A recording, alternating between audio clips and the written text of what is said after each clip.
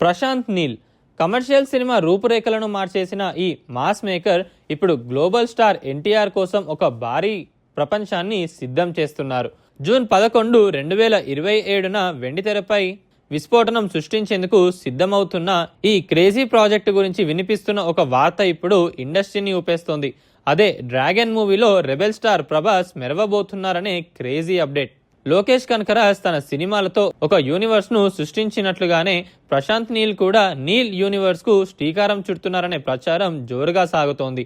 సలార్లోని ఖాన్సర్ సామ్రాజ్యానికి ఎన్టీఆర్ సినిమాలోని చూపించబోయే కథకు మధ్య ఒక బలమైన కనెక్షన్ ఉండబోతుందట.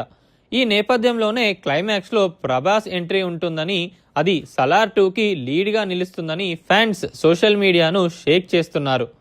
సలార్లోని దేవా, డ్రాగన్లోని తారక్ మధ్య పోరు ఉంటుందా, లేక ఇద్దరు కలిసి శత్రువులను వేటాడతారా అనే ఉత్కంఠ అందరిలోనూ కనిపిస్తోంది.